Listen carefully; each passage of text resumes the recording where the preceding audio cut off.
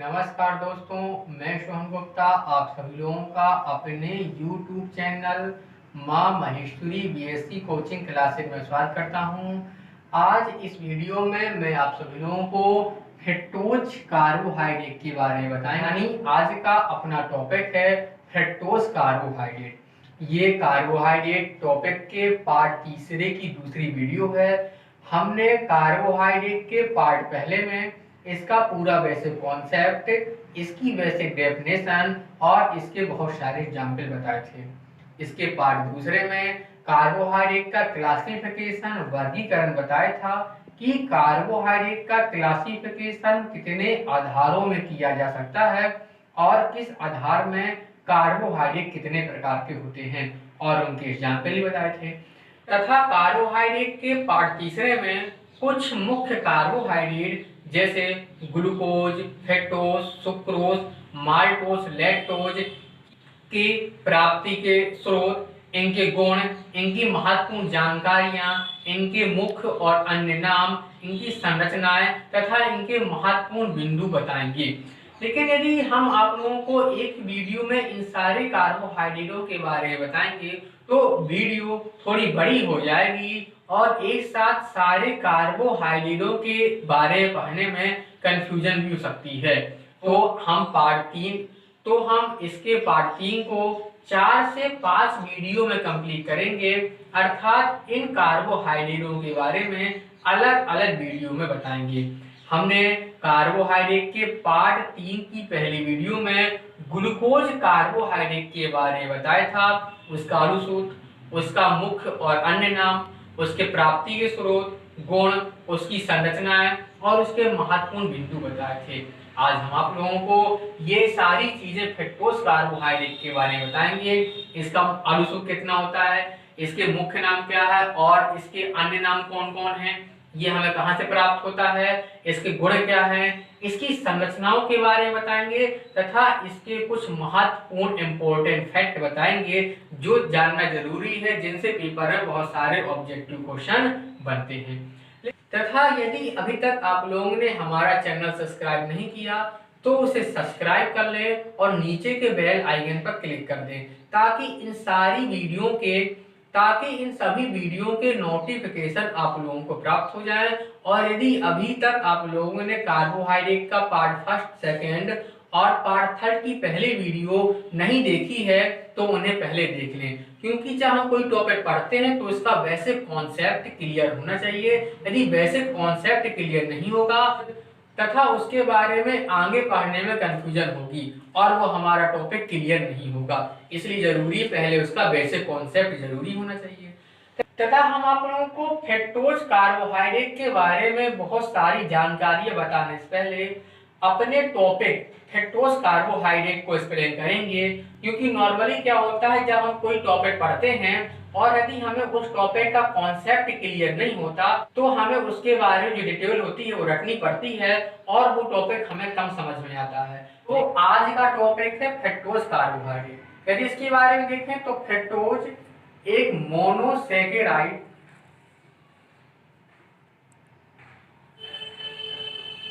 Carbohydrate होता है जिसका अनुसूत्र ग्लूकोज के समान C6H12O6 होता है। इसका अनुसूत्र ग्लूकोज के समान होता है, लेकिन इसकी संरचना ग्लूकोज से थोड़ा भिन्न होती है, जिससे इसे एक अलग नाम दिया गया फ्रक्टोज, क्योंकि इनकी संरचना में क्या होता है, अंतर होता है। ये मोनोसैकेराइड क्या होते हैं, तो मोनो का तात्पर्य होता है एक, अर्थात ये कार्बोहाइड्रेट के एक अणु से मिलकर बना होता है, इसलिए इन्हें सरल कार्बोहाइड्रेट भी कहते हैं। क्या कहते हैं इसे, ये एक सरल कार्बोहाइड्रेट होता है क्योंकि ये कार्बोहाइड्रेट के एक अणु से मिलकर बना होता है और एक अणु से मिलकर बना होने के कारण इसका ना तो जल अपघटन किया जा सकता है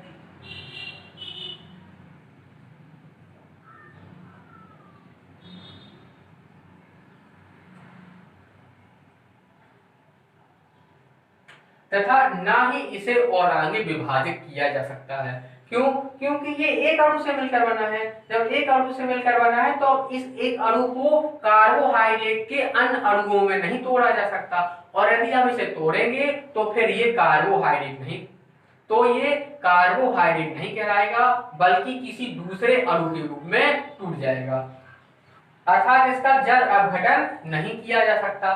तथा और देखिए यदि इसके बारे में, तो जो वहद कार्बोहाइड्रेट होते हैं जैसे डाइसैकेराइड, इसके एग्जाम्पल क्या होते हैं? सुक्रोज, माल्टोज व लैक्टोज तथा ट्राइसैकेराइड,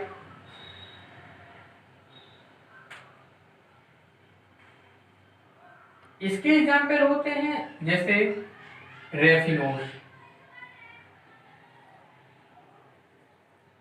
हम इन सभी कार्बोहाइड्रेटों के बारे में आगे अलग अलग वीडियो बताएंगे, और इनके बारे में सारी इंफॉर्मेशन और इनके बारे में सारी जानकारियां एक्सप्लेन करेंगे।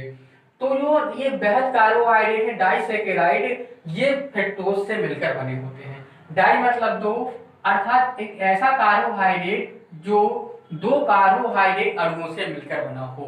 तो डाई मतलब दो होता है, तो इसमें एक ग्लूकोज का अणु पाया जाता है और एक फ्रक्टोज का अणु पाया जाता है।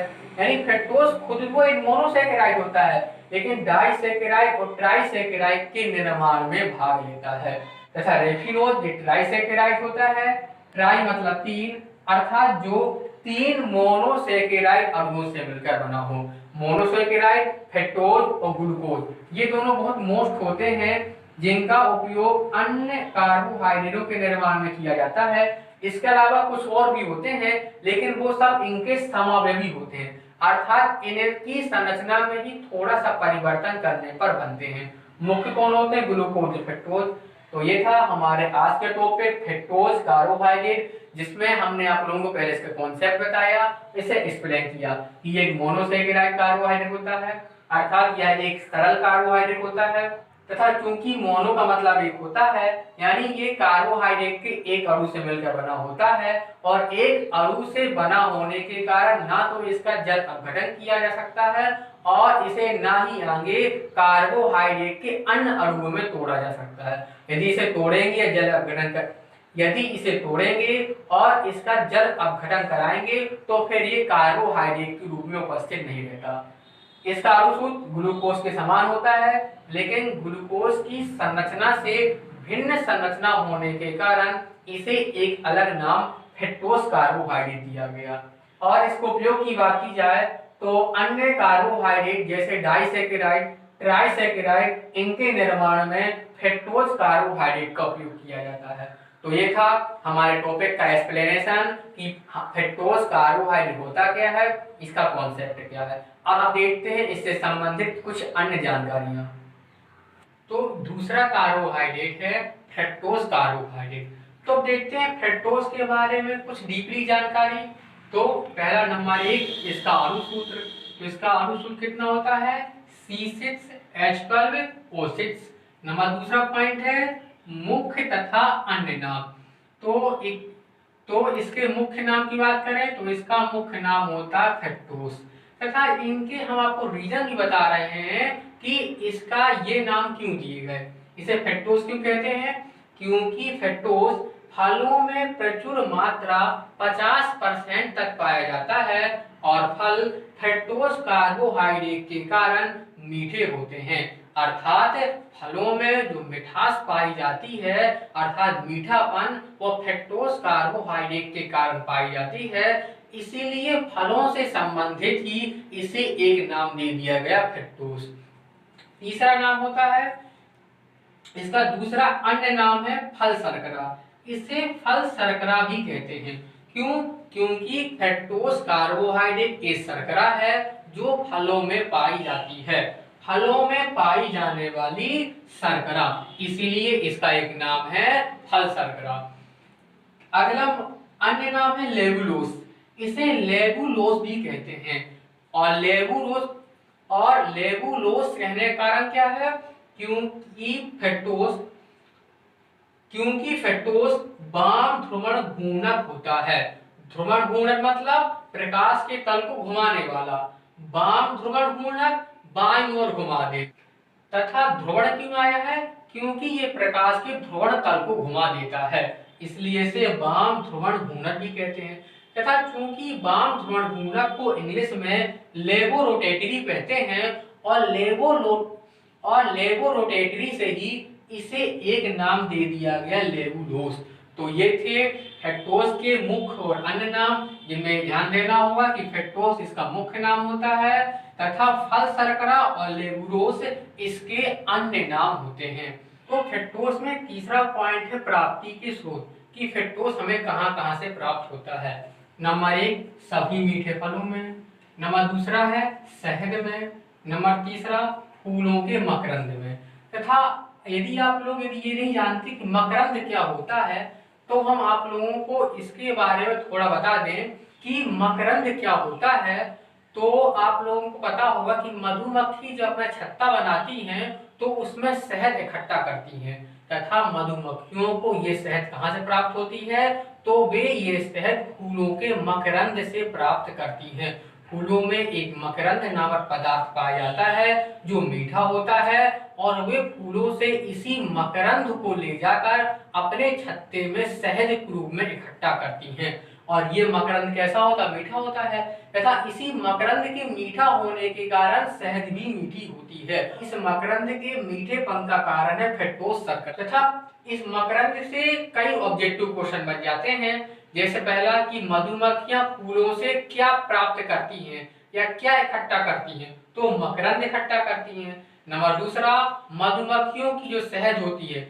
नंबर दूसरा, मधुमक्खियों के छत्ते में पाई जाने वाली शहद किससे बनी होती है? तो फूलों के मकरंद से बनी होती है, और मकरंद के मीठेपन का कारण है फ्रक्टोज शर्करा। अगला पॉइंट जो था गुण, फ्रक्टोज की गुण क्या है? तो पहला भौतिक गुण, तो इसके भौतिक गुण भी ग्लूकोज के समान होते हैं, क्योंकि ग्लूकोज फ्रक्टोज क्या होती है? शर्करा होती हैं, अर्थात दोनों के भौतिक गुण शर्करा के समान होते हैं। नंबर 1 ये रंगीन होता है, 2 ये जलबेले होता है, 3 ये स्वाद में मीठा होता है। इसका चौथा भौतिक गुण होता है कि इसका गलनांक 95 डिग्री सेल्सियस होता है।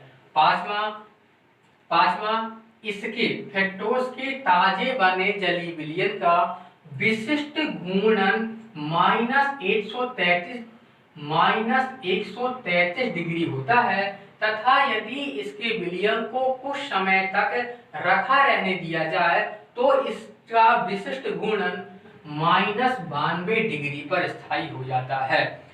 तो पेपर में इसका ऑब्जेक्टिव क्वेश्चन पूछ लेते हैं कि फ्रक्टोज का समान विशिष्ट घूर्णन कितना होता है? तो -133 डिग्री। डिग्री मतलब ये इतने कोण में घुमाता है 133 पर। माइनस क्यों आया? क्योंकि ये प्रकाश के तल को बाईं ओर घुमा देता है, और वाम घूर्णक पदार्थों के लिए माइनस चिन्ह का उपयोग करते हैं।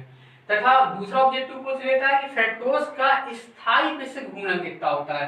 तो जब स्थायी विशिष्ट घूर्णन पूछे तो इसका आंसर हो जाएगा -92 डिग्री होता है। अब देखिए फ्रक्टोज के रासायनिक गुण, ये कौन से थे? भौतिक गुण। अब क्या है रासायनिक गुण?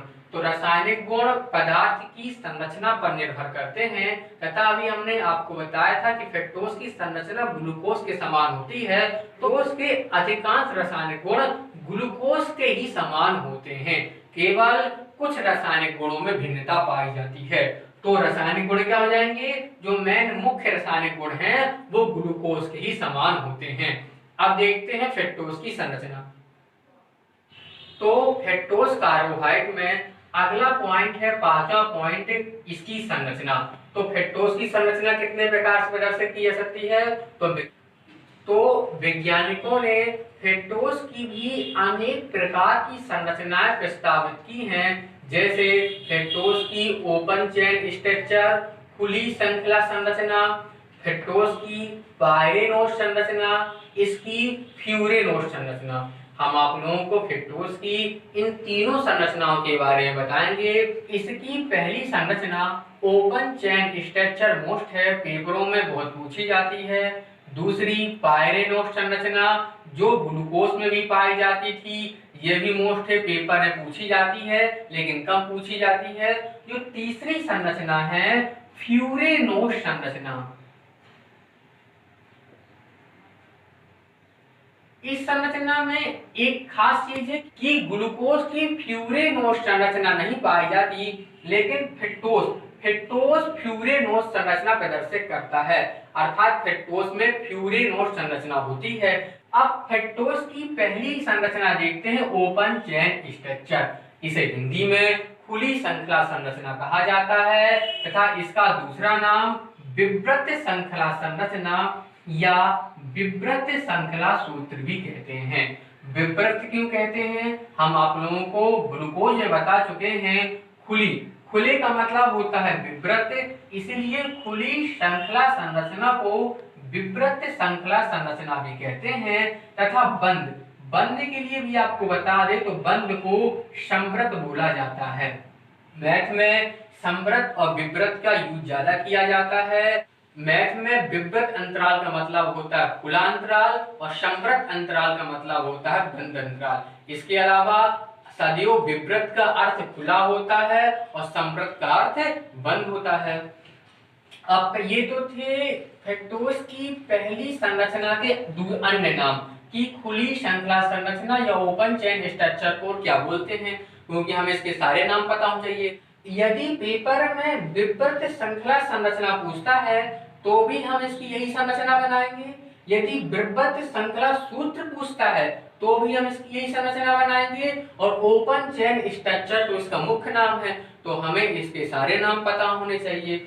अब फ्रक्टोज की ओपन चेन स्ट्रक्चर देखने से पहले हम इसकी कुछ जानकारी, बेसिक जानकारी देख लें जो इसकी स्ट्रक्चर से संबंधित है। हम आपको पहले भी कई बार बता चुके हैं, केवल एक बार उसका रिवीजन करवा रहे हैं। जैसे नंबर फर्स्ट, संरचना जानने से पहले हमें इसका अणुसूत्र पता होना चाहिए, क्योंकि अणुसूत्र, संरचना सूत्र, इन्हीं के आधार पर तो इनकी संरचना बनाई जाती है।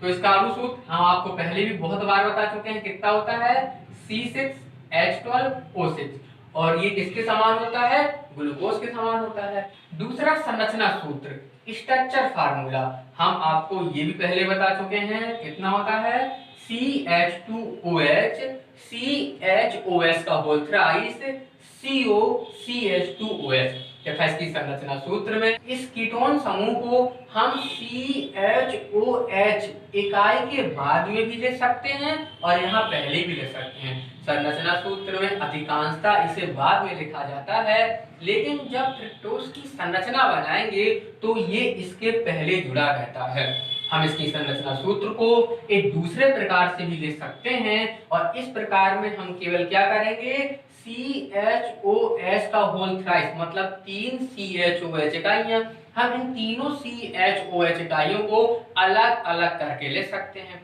यदि हम इसे अलग अलग करके लिखें तो सूत्र क्या बन जाएगा, CH2OH CHOH into CHOH into CHOH into CO into CH2OH। Into मतलब इनकी संरचना लिखते समय एक बिंदी या रख दी जाती है, लगा दी जाती है, जिसे इंटू या गुणा बोलते हैं। मतलब ये सारे सूत्र एक ही अणु या पदार्थ के हैं जो सम्मिलित रूप में होते हैं और इन्हें ऐसा लिखा गया है। सम्मिलित रूप में इन्हें इस प्रकार भी प्रदर्शित किया जा सकता है। तो ये थे फ्रक्टोज का अणु सूत्र, ये संरचना सूत्र। अब यदि फ्रक्टोज की ओपन चेन स्ट्रक्चर देखें तो इसकी पहली संरचना ओपन चेन स्ट्रक्चर को दो प्रकार से प्रदर्शित किया जा सकता है, फर्स्ट रूप, सेकंड रूप। फर्स्ट रूप सेकंड रूप सेम ही है, केवल सेकंड रूप में हम इसके विन्यास को प्रकट कर देते हैं, अर्थात इसे और डीपली रूप में प्रदर्शित कर देते हैं। इसकी संरचना क्या होती है फ्रक्टोज की देखी जाए तो फ्रक्टोज संरचना CH2OH CO CHOH CHOH CHOH CH2OH।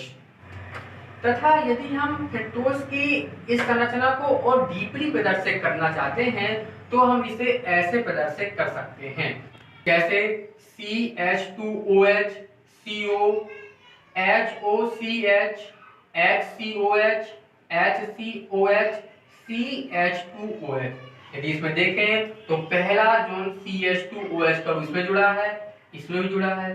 दूसरे नंबर में कीटोन समूह इसमें उपस्थित है। केवल तीसरे चौथे पास में कार्बन परमाणु से जुड़े हाइड्रोजन और हाइड्रोक्सी समूह के विन्यास को प्रकट कर दिया गया है कि इसमें तीसरे में OH बाईं ओर जुड़ा होता है, H हाइड्रोजन समूह दाईं ओर जुड़ा रहता है। चौथे कार्बन में हाइड्रोजन समूह बाईं ओर और OH समूह दाईं ओर होता है। पांचवें कार्बन में हाइड्रोजन समूह बाईं ओर और हाइड्रोक्सी समूह OH समूह दाईं ओर होता है और छठवें में CH2OH का इसके समान ही है। तो केवल क्या किया है, जो बीच में चौथे पांचवें छठवें में 3 CH-OH इकाइयां होती हैं, तो इन तीनों कार्बन से जुड़े हाइड्रोजन और OH समूह की स्थिति को प्रकट कर दिया गया है कि तीसरे चौथे पांचवें कार्बन परमाणु से हाइड्रोजन और OH समूह किस प्रकार जुड़े होते हैं। तो ये थी फ्रक्टोज की ओपन चेन स्ट्रक्चर। पेपर में चाहे इसे इस प्रकार बना दे, चाहे इस प्रकार प्रदर्शित कर दे, दोनों सही है। लेकिन ये वाला रूप बनाना बेस्ट माना जाता है क्योंकि इसमें कार्बन परमाणु से जुड़े समूहों की स्थितियां भी प्रकट होती हैं। तथा फ्रक्टोज को D- फ्रक्टोज भी लिखा जाता है या लिख सकते हैं। जिस प्रकार ग्लूकोज को D+ ग्लूकोज लिखते थे, उसी प्रकार फ्रक्टोज को D- फ्रक्टोज लिख सकते हैं या लिखा जाता है।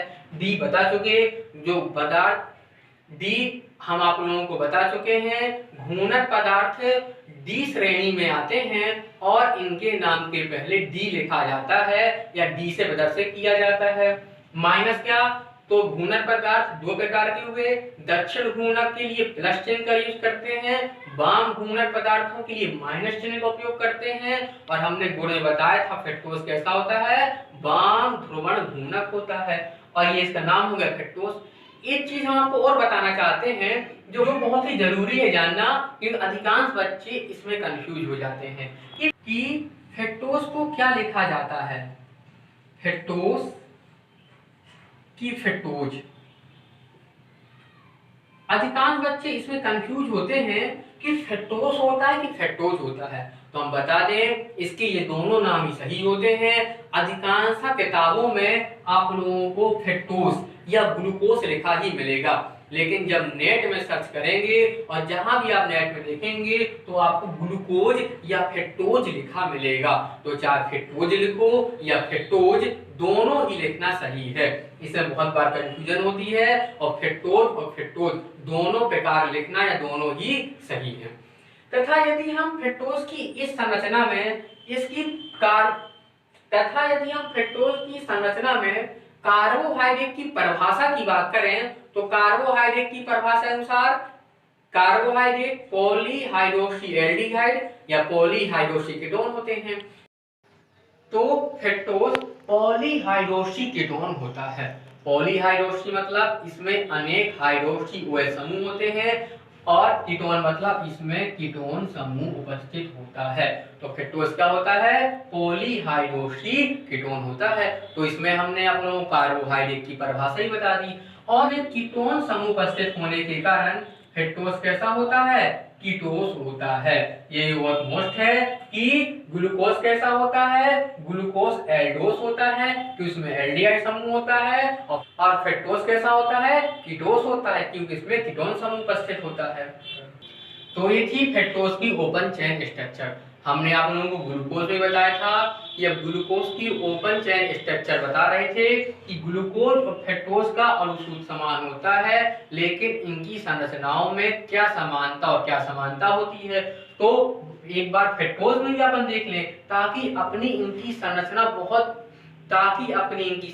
पूरी तरह क्लियर हो जाए, कोई कंफ्यूजन न रहे और अपन ग्लूकोज की संरचना से फ्रक्टोज की संरचना को और फ्रक्टोज की संरचना से ग्लूकोज की संरचना को बना लें।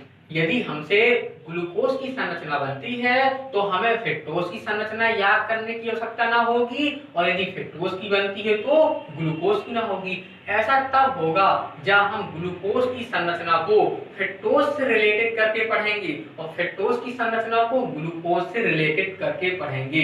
क्यों? क्योंकि इन दोनों का अणु सूत्र समान होता है और अधिकांशतः संरचना भी समान होती है। तो ग्लूकोज में यहाँ पहली स्थिति में CH2OH अणु के स्थान पर क्या होता है?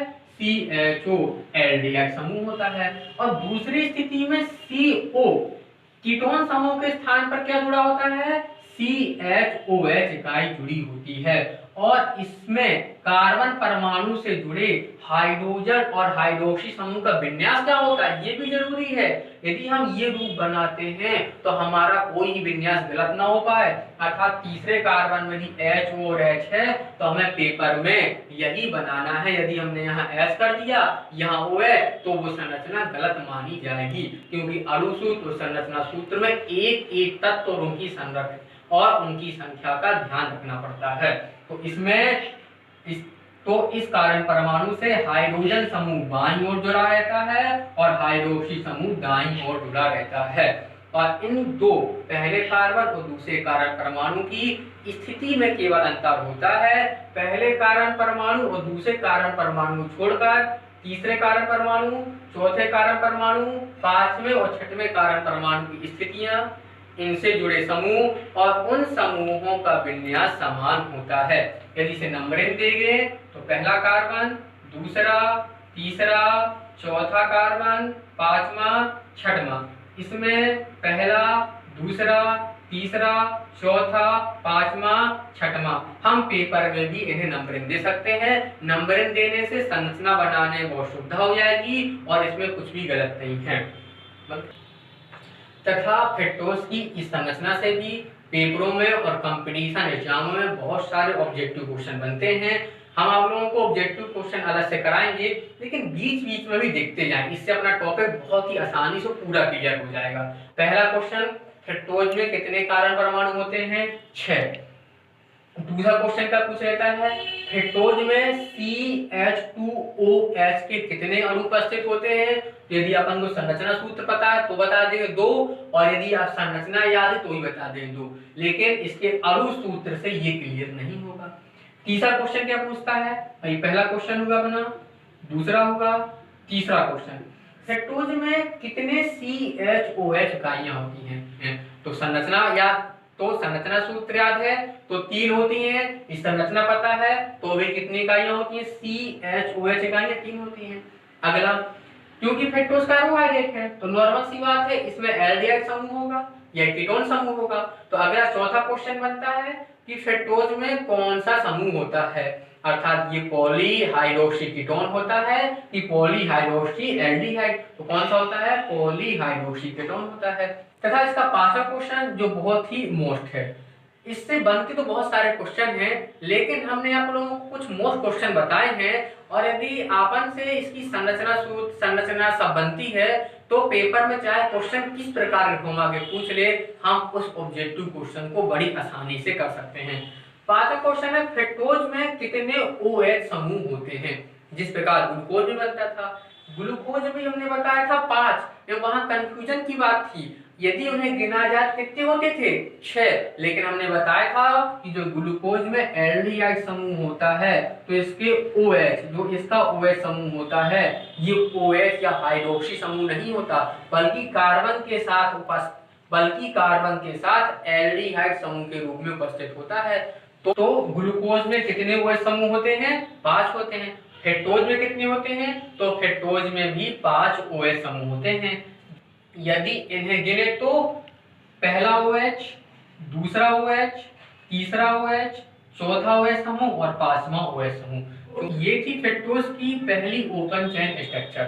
हमने फ्रक्टोज की ओपन चेन स्ट्रक्चर को ग्लूकोज की ओपन चेन स्ट्रक्चर से रिलेटेड करते हुए, इसका एक एक पॉइंट बताते हुए इसे इजीली डिफाइन किया है। यदि आप लोग चाहें तो वीडियो को पॉज करके इसे नोट भी कर सकते हैं। अब देखते हैं फ्रक्टोज की दूसरी संरचना, पायरिनोज संरचना।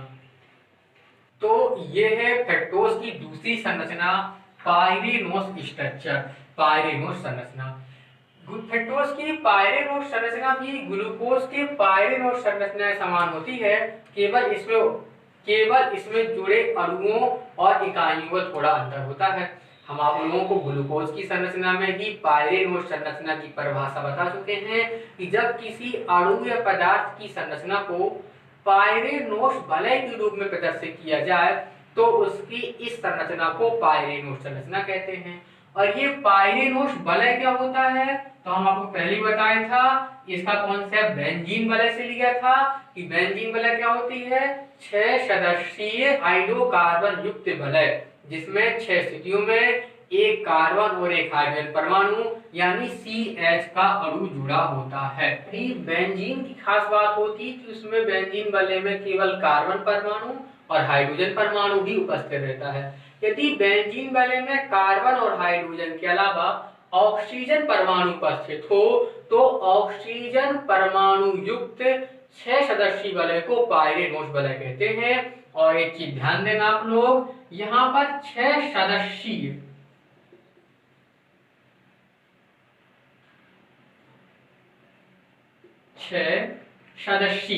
का अर्थ 6 कारण परमाणु से नहीं है, बल्कि इसकी संरचना का हेक्सागोनल षटभुज होना है, जिसमें अणु परमाणु समूहों को जोड़ने के लिए 6 स्थितियां होती हैं, अर्थात उसमें 6 स्थितियों में अणु परमाणु या समूह जुड़े होते हैं। अब इसकी फ्रक्टोज की पाइरेनोस संरचना 2 रूपों में प्रदर्शित की जाती है, फर्स्ट रूप और ये हुआ सेकंड रूप।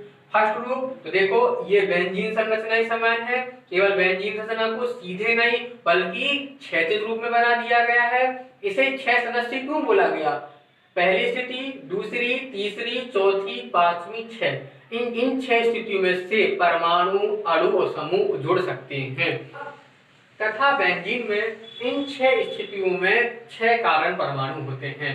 और यदि हम किसी एक स्थिति में और यदि इन 6 स्थितियों में से किसी एक स्थिति में ऑक्सीजन परमाणु जुड़ा हो तो फिर इसे बेंजीन वलय नहीं पाइरेनोस वलय कहते हैं। और इसमें एक स्थिति में ऑक्सीजन परमाणु होता है तथा शेष 5 स्थितियों में, यहाँ 1, 2, 3, 4, 5 स्थितियों में कार्बन परमाणु होता है। तथा इसकी खास बात होती है कि जब इन स्थितियों में कार्बन परमाणु होता है तो उसे लिखना जरूरी नहीं होता, हम उसे लिख भी सकते हैं और नहीं लिख सकते। यदि इन स्थितियों में कोई भी परमाणु नहीं दर्शाया गया है तो वहां कार्बन परमाणु माना जाता है। और यदि कार्बन के अलावा कोई दूसरा परमाणु उपस्थित है तो उसे प्रदर्शित करना जरूरी होता है, जैसे कि हमने ऑक्सीजन को प्रदर्शित किया है। 6वां कार्बन ये दूसरी स्थिति में ऊपर जुड़ा होता है, तो 6 कार्बन हो गए। और आप लोग चाहो तो इसमें फ्रक्टोज के अणुसूत्र C6H12O6 की पुष्टि कर सकते हो। 6 कार्बन परमाणु हमने आपको गिन के बता दिए, आप 12 हाइड्रोजन परमाणु और 6 ऑक्सीजन परमाणु को गिन सकते हो। यदि इसमें देखें तो फ्रक्टोज की संरचना सूत्र के अनुसार ये पहला CH2OH का अणु, फिर 3 क्या CO, फिर दूसरा CO कीटोन समूह, तो यहाँ का यहाँ C उपस्थित है और ये ऑक्सीजन और CO क्या बनाएंगे, कीटोन समूह। तो ये हमने आप लोगों को पहली और दूसरी स्थिति एक्सप्लेन करके बता दी कि पहले का CH2OH का अणु और दूसरे में यहाँ का C और ये ऑक्सीजन, तो क्या बनाएंगे, कीटोन समूह। तीसरी, चौथी, पांचवी में क्या होते हैं, 3 CHOH इकाइयां तथा 3 CHOH इकाइयां देखें तो ये तीसरे में CHOH इकाई, चौथे में CHOH इकाई और ये पांचवे में तीसरी CHOH इकाइयां। तो पहली स्थिति एक्सप्लेन, दूसरी स्थिति एक्सप्लेन, तीसरी, चौथी, पांचवी स्थिति एक्सप्लेन। अब छठवां क्या बचा अपना, दूसरा CH2OH का अणु, तो यहाँ पे क्या होगा, C होगा और ये H क्या बना लेंगे, CH2 और अभी अपना ये OH यहाँ का बचा दूसरी स्थिति का, तो हो जाएगा अपना CH2OH लास्ट वाला अणु। तो हमने आपको एक एक स्थिति उसके संरचना सूत्र के आधार पर बता दी कि फ्रक्टोज का संरचना सूत्र जब इतना होता है तो इस पाइरेनोस संरचना में वो 6 स्थितियां कैसी होंगी और उनको एक्सप्लेन कर दिया। इसका दूसरा रूप देखा जाएगी पहले इसका नाम देख लें। इसका नाम क्या होता है? अल्फा डी माइनस फेक्टोपायरेनोस, या इसे सिस फॉर्म बोलते हैं, सिस रूप। अल्फा क्यों? इसके दो रूप हैं, तो केवल अल्फा बीटा गामा पहले दूसरे तीसरे चौथे प्रदर्शित करने से मोल होते हैं। पहले को अल्फा प्रदर्शित कर दिया, घूर्णक है डी श्रेणी में आएगा तो डी लिख दिया, माइनस को वाम घूर्णक के लिए माइनस चिन्ह, दक्षिण घूर्णक के लिए प्लस चिन्ह। फेक्टोपायरेनोस, क्योंकि हम फेक्टोस की पायरेनोस संरचना पढ़ते हैं तो इसे ले सकते हैं फेक्टोपायरेनोस। सिस फॉर्म अभी इसके बाद आपको स्पेलिंग करेंगे। दूसरे रूप में देखा जाए तो दूसरा रूप जस्ट पहले रूप के समान होता है। पहले में ऑक्सीजन, दूसरे में CH2OH का रूप और यहाँ OH समूह, तो यहाँ भी देगा दूसरी स्थिति में CH2OH का अणु या समूह बोल सकते हो उसे, और यहाँ OH समूह जो नीचे था वो कहाँ पहुंच गया? ऊपर की ओर पहुंच गया। केवल इतना ही अंतर है कि दूसरे कारण परमाणु से जुड़ा CH2OH समूह और OH समूह की स्थिति में चेंज होता है। इसमें OH नीचे, CH2OH ऊपर, तो इसमें CH2OH समूह नीचे और OH समूह पर होता है। तीसरी, चौथी, पांचवें में 3 CHOH इकाइयां सेम इसी तरह होती हैं। यहाँ पे क्या है? जैसा इसमें CHOH, यहाँ CHOH, यहाँ CHOH और छठवें में भी CHH। तो यदि हमें एक रूप बनता है, एक रूप बनता है, हम दूसरा रूप तुरंत उसे बना देंगे, थोड़ा चेंज कर देंगे। दूसरा रूप है तो बीटा नाम दे देंगे, घूर्णक है डी, वाम घूर्णक है तो माइनस और फेक्टोपायरेनोस। पेपर में आप लोगों से एक चीज और पूछ सकता है कि इसे डी श्रेणी या इसे डी फेक्टोस क्यों कहते हैं, और डी श्रेणी के सदस्य क्या होते हैं? जो घूर्णक होते हैं। प्लस चिन्ह किसके लिए आता है? दक्षिण घूर्णक पदार्थों के लिए, और माइनस चिन्ह किसके लिए आता है? वाम घूर्णक पदार्थों के लिए। अब हम आप लोगों को सिस और ट्रांस इन्हें क्यों कहते हैं ये स्पेलिंग कर दें। तो जैसा ग्लूकोज में हमने आप लोगों को स्पेलिंग किया, जब किसी पदार्थ या अणु की संरचना में उससे जुड़े समान समूह एक ही ओर जुड़े होते हैं तो उसे सिस रूप कहते हैं, तथा जब समान समूह एक ही ओर ना होकर कैसे होते हैं? विपरीत ओर होते हैं तो उस रूप को ट्रांस रूप कहते हैं। इसमें दूसरी और पांचवी स्थिति के अनुसार इन्हें सिस और ट्रांस रूप कहा गया है। दूसरी स्थिति में पांचवी देखें तो इससे CH2OH और H जुड़े हैं, लेकिन दोनों से OH समूह जुड़ा गया है, और दूसरी और पांचवी में उपस्थित दोनों OH समूह एक ही ओर नीचे की ओर हैं तो उसे सिस रूप कहते हैं। और इसमें दूसरी और पांचवी से जुड़े OH समूह विपरीत ओर हैं, दूसरे में OH ऊपर की ओर और पांचवें में OH नीचे की ओर जुड़ा है, इसलिए इसे ट्रांस ग्रुप कहा गया है। तो ये थी फ्रक्टोज की दूसरी संरचना, पायरेनोस संरचना। अब देखते हैं फ्रक्टोज की तीसरी संरचना, कौन सी? फ्यूरेनोस संरचना, फ्यूरेनोस स्ट्रक्चर। तो ये है फ्रक्टोज की तीसरी फ्यूरेनोस स्ट्रक्चर यानी फ्यूरेनोस संरचना। ये क्या होती है? तो ये ऑक्सीजन युक्त 5 सदस्यीय वलय होती है। पायरेनोस में हमने पढ़ा था कि वह ऑक्सीजन युक्त 6 सदस्यीय वलय होती थी, जबकि ऑक्सीजन युक्त 5 सदस्यीय वलय को फ्यूरेनोस वलय कहते हैं। और जब किसी अणु या परमाणु की संरचना को फ्यूरेनोस वलय के द्वारा प्रदर्शित करते हैं तो उसकी इस संरचना को फ्यूरेनोस संरचना कहते हैं। पायरेनोस को क्या नाम दिया था? एमिलीन ऑक्साइड वलय कहते थे। और फ्यूरेनोस का दूसरा नाम क्या होता है? इसे ब्यूटीलीन ऑक्साइड वलय कहते हैं। तो ये भी छोटे छोटे पॉइंट हैं जो आप लोगों को ध्यान रखना होगा, और पेपर में कम पूछे जाते हैं। नॉलेज के साथ, नॉलेज के लिए जरूरी है कि जब कोई चीज पढ़ते हैं तो एक तो होता पेपर के लिए, नॉलेज के लिए। पेपर के लिए तो सभी लोग पढ़ते हैं, लेकिन पेपर के पढ़ने के साथ साथ थोड़ा नॉलेज के लिए पढ़ना चाहिए। ऐसा करने से अपन जब नए टॉपिक पढ़ते हैं तो ये पुराने टॉपिक के जो कॉन्सेप्ट होते हैं बहुत वहां काम आते हैं। कि पायरेनोस वलय को क्या नाम दिया था? दूसरा बोलते थे उसे एमिलीन ऑक्साइड वलय। और फ्यूरेनेस वलय का दूसरा नाम क्या होता है? तो इसका दूसरा नाम होता है ब्यूटीलीन ऑक्साइड वलय। तथा फ्रक्टोज की फ्यूरेनेस संरचना को भी दो रूपों में प्रदर्शित किया जाता है।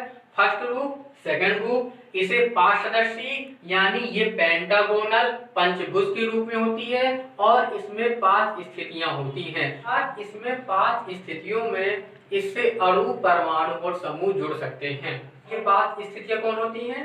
पहली, दूसरी, तीसरी, चौथी और 5वीं। अब हम इसमें फ्रक्टोज का संरचना सूत्र देखें कि उसकी पुष्टि किस प्रकार होती है। तो फ्रक्टोज में पहले एक होता है CH2OH का अणु, तो ये है। दूसरे कीटोन समूह की बात करें तो यहाँ का C और ये O, ये क्या बनाएंगे? CO कीटोन का, ये क्या बनाएंगे? CO कीटोन समूह। फिर 3 CHOH इकाइयां, तो पहली CHOH, दूसरी CHOH, तीसरी CH और OH ये इसका, और अंतिम CH2OH अणु, तो ये है CH2OH का दूसरा अणु। और इसका नाम क्या दिया? Alpha D minus फ्रक्टोफ्यूरेनोवेस।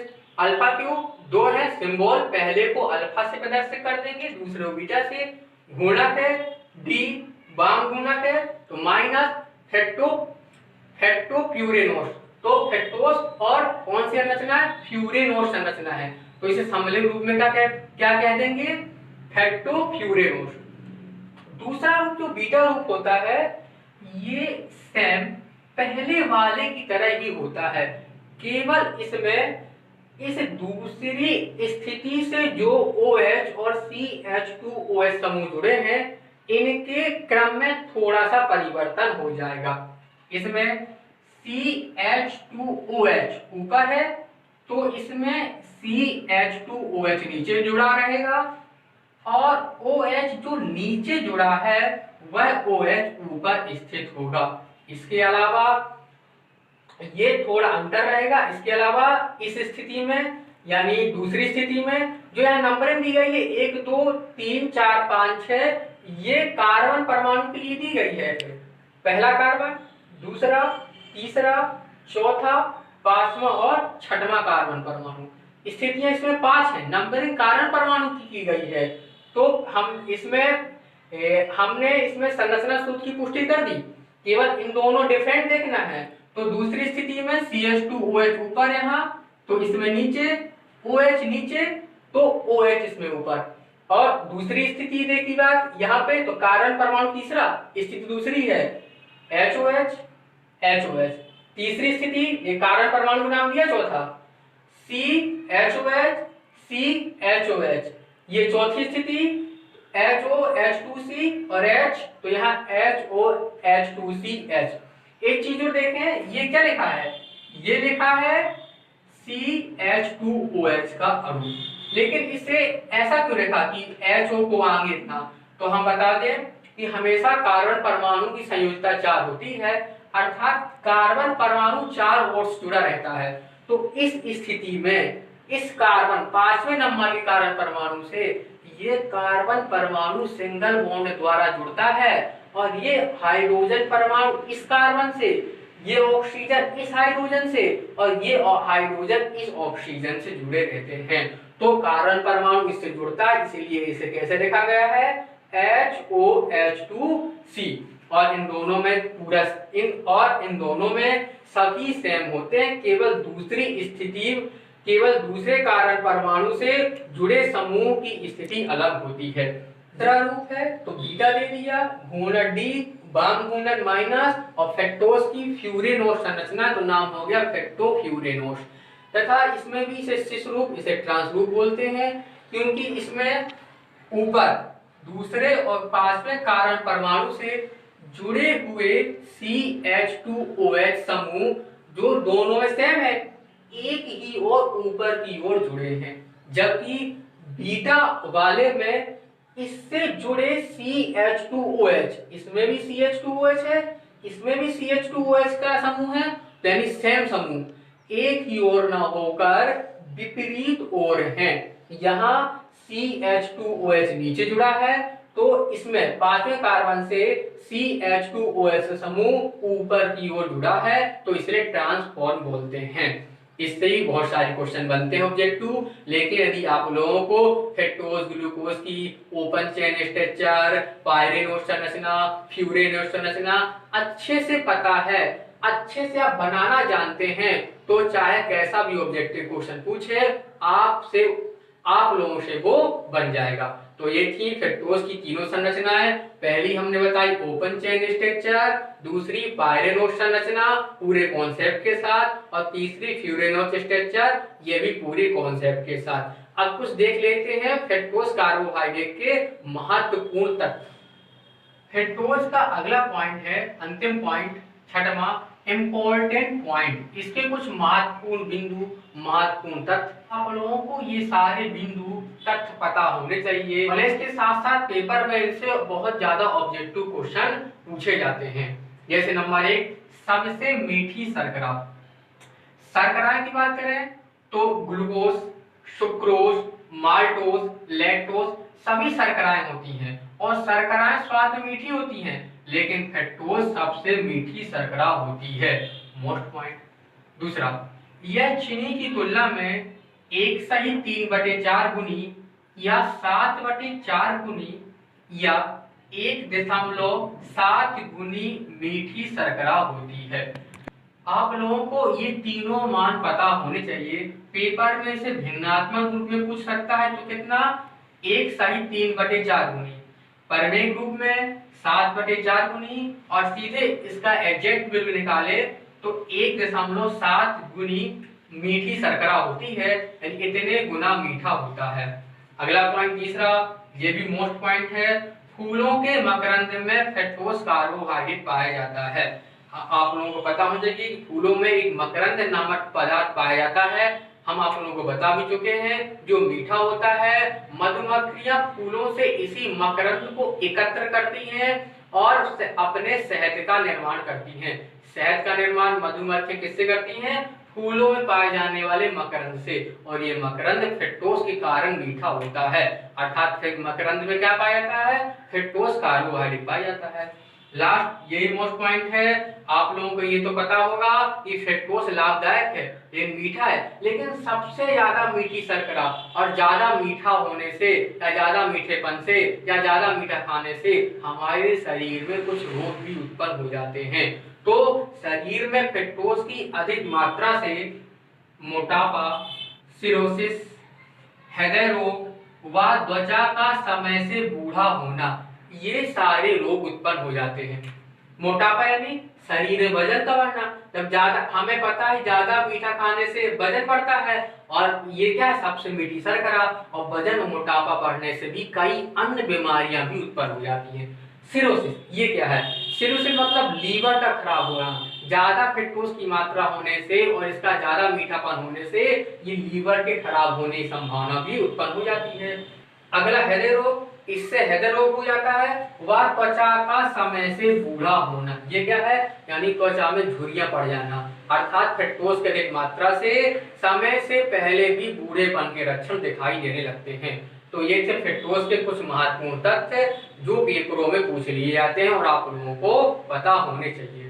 तो ये थी कार्बोहाइड्रेट टॉपिक के पार्ट तीसरे की दूसरी वीडियो, जिसमें हमने आप लोगों को फ्रक्टोज कार्बोहाइड्रेट के बारे में बताया। इससे पहले हम पार्ट तीसरे की पहली वीडियो में ग्लूकोज कार्बोहाइड्रेट के बारे में बताया था, तथा यदि अभी तक आप लोगों ने वो वीडियो नहीं देखी तो पहले ग्लूकोज टॉपिक की उस वीडियो को देख लीजिए, तथा ग्लूकोज टॉपिक को पढ़ने के बाद फ्रक्टोज का टॉपिक आप लोगों को आसानी से समझ में आ जाएगा। क्योंकि और यदि अभी तक आप लोगों ने कार्बोहाइड्रेट का पार्ट पहला और पार्ट दूसरा नहीं देखा तो उसे देख लीजिए, क्योंकि जब तक आप लोगों का कार्बोहाइड्रेट का बेसिक कॉन्सेप्ट क्लियर नहीं होगा तो आगे के टॉपिक पढ़ने में परेशानी होगी। तथा इसकी अगली वीडियो में यानी पार्ट तीसरे की तीसरी वीडियो में हम आप लोगों को सुक्रोज कार्बोहाइड्रेट के बारे में बताएंगे। तथा यदि अभी तक आप लोगों ने हमारा चैनल सब्सक्राइब नहीं किया तो इसे सब्सक्राइब कर लें और नीचे के बेल आइकन पर क्लिक कर दें ताकि इन सभी वीडियो का नोटिफिकेशन आप लोगों को प्राप्त हो जाए। इस वीडियो में भी हम आप लोगों को इस वीडियो से रिलेटेड कुछ महत्वपूर्ण ऑब्जेक्टिव क्वेश्चन कराएंगे तथा इन क्वेश्चनों को करने से पहले आप लोग फ्रक्टोज टॉपिक की इस वीडियो को 1 से 2 बार देख लीजिए ताकि आप लोगों से ये क्वेश्चन बन जाए। अब देखते हैं इस टॉपिक से रिलेटेड कुछ महत्वपूर्ण ऑब्जेक्टिव क्वेश्चन।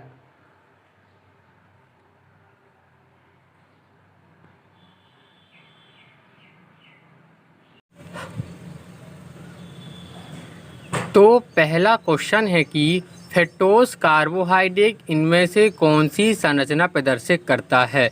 ए खुली श्रृंखला संरचना, बी पायरेनोज संरचना, सी फ्यूरेनोज संरचना या डी ये सभी। तो जब हमने आप लोगों को फ्रक्टोज कार्बोहाइड्रेट की संरचना के बारे में बताया था तो हमने इसकी खुली श्रृंखला संरचना बताई थी, पायरेनोज संरचना बताई थी, फ्यूरेनोज संरचना बताई थी। तो पहले का आंसर हो जाएगा डी ये सभी। तथा इसमें एक चीज़ ध्यान देना है कि खुली श्रृंखला संरचना को विवृत श्रृंखला संरचना भी कहते हैं। विवृत श्रृंखला संरचना पेपर में खुली श्रृंखला संरचना के स्थान पर ऑप्शन में विवृत श्रृंखला संरचना भी लिखा मिल सकता है, तब कंफ्यूज नहीं होना। खुले को विवृत कहते हैं, विवृत का अर्थ होता है खुला। तथा इसमें एक चीज़ और है कि फ्रक्टोज कार्बोहाइड्रेट की चक्रीय संरचना साइकिल स्ट्रक्चर ही पाई जाती है, लेकिन इसकी चक्रीय संरचना कम मोस्ट होती है, इसलिए हमने आप लोगों को इसकी केवल 3 ही संरचनाओं के बारे में बताया था। जबकि इसके पहले अब ग्लूकोज कार्बोहाइड्रेट के बारे में बताया था, तो ग्लूकोज कार्बोहाइड्रेट की चक्रीय संरचना बहुत मोस्ट होती है, पेपर में बहुत पूछी जाती है। तो पहले का आंसर हो जाएगा डी ये सभी। इसका दूसरा क्वेश्चन है फ्रक्टोज का आणविक सूत्र होता है ए C6H12O6, बी C5H10O6, सी C6H10O6 या डी C12H22O11। तो हमने आप लोगों को बताया था फ्रक्टोज का आणविक सूत्र कितना होता है ए C6H12O6 तथा C5H10O6 किसी भी कार्बोहाइड्रेट का आणविक सूत्र नहीं होता। सी नंबर C6H10O6 ये भी किसी भी कार्बोहाइड्रेट का आणविक सूत्र नहीं होता। तथा इस क्वेश्चन में हम 2 क्वेश्चन आप लोगों को करने के लिए देते हैं। नंबर पहला कि फ्रक्टोज के अलावा ऐसा कौन सा दूसरा कार्बोहाइड्रेट है जिसका आणविक सूत्र फ्रक्टोज के समान ही C6H12O6 होता है। यानी ना ये 612O6 परमाणुताएं लिखी हैं, जो टाइप करने में ऐसा आया है, इसे इस प्रकार लिखा जाएगा। तो आप लोगों का पहला क्वेश्चन है करने के लिए कि आप लोगों को उस दूसरे कार्बोहाइड्रेट का नाम बताना है जिसका आणविक सूत्र फ्रक्टोज के समान ही C6H12O6 होता है, और आप लोगों को इसका आंसर नीचे कमेंट करके बताना है। दूसरा क्वेश्चन है एक कार्बोहाइड्रेट का आणविक सूत्र C12H22O11 होता है, तो आप लोगों को उस दूसरे कार्बोहाइड्रेट का नाम बताना है जिसका आणविक सूत्र C12H22O11 होता है। तीसरा क्वेश्चन है फ्रक्टोज कार्बोहाइड्रेट होता है ए वाम ध्रुवण घूर्णक, बी दक्षिण ध्रुवण घूर्णक, सी ए व बी दोनों या डी ध्रुवण घूर्णक। तो हमने इसके गुण बताया था फ्रक्टोज कैसा होता है वाम ध्रुवण घूर्णक, तो तीसरे का आंसर होगा ए। तथा ग्लूकोज की बात की जाए तो ग्लूकोज कैसा होता है दक्षिण ध्रुवण घूर्णक होता है। अगला क्वेश्चन है चौथा फूलों में पाए जाने वाला मकरंद मीठा होता है ए ग्लूकोज के कारण, बी फ्रक्टोज के कारण, सी सुक्रोज के कारण, डी माल्टोज के कारण। तो हमने बताया था फूलों में एक मकरंद नामक पदार्थ पाया जाता है जो मीठा होता है। मीठा होने के कारण मधुमक्खियाँ फूलों से इसे एकत्र करके अपने छत्ते में शहद का निर्माण करती हैं और जिससे शहद भी मीठी होती है। लेकिन मकरंद में एक कार्बोहाइड्रेट पाया जाता है जिसके कारण मकरंद मीठा होता है। तो चौथे का आंसर क्या होगा? चौथे का आंसर होगा बी फ्रक्टोज। मकरंद में फ्रक्टोज कार्बोहाइड्रेट पाए जाने के कारण ये क्या होता है मीठा होता है। पांचवा क्वेश्चन है फ्रक्टोज कार्बोहाइड्रेट शक्कर की तुलना में कितने गुना मीठा होता है ए 5 गुना, बी 1.7 गुना, सी 1/4 गुना या डी 2 गुना। तो तो हमने इसके इम्पोर्टेंट पॉइंट बताया था कि फ्रक्टोज कार्बोहाइड्रेट शक्कर की तुलना में 1.7 गुना या 7/4 गुना परिमेय की बात की जाए और भिन्न में 1/3/4 गुना मीठा होता है। तो बी का आंसर आएगा 1.7 गुना। तथा इस क्वेश्चन को इस प्रकार ही पूछा जा सकता है, जैसे हमने बताया था कि शक्कर या चीनी जिसे सुक्रोज भी कहते हैं या सुक्रोज कार्बोहाइड्रेट का नाम ही होता है शक्कर या चीनी। तो क्वेश्चन पूछा जा सकता है कि फ्रक्टोज कार्बोहाइड्रेट सुक्रोज कार्बोहाइड्रेट की तुलना में कितने गुना मीठा होता है। तो इसके आंसर भी यही होंगे 1.7 गुना, 7/4 गुना या 1/3/4 गुना। हमारा अगला और छठवां क्वेश्चन है, फ्रक्टोज कार्बोहाइड्रेट की अधिकता से कौन से रोग हो जाते हैं।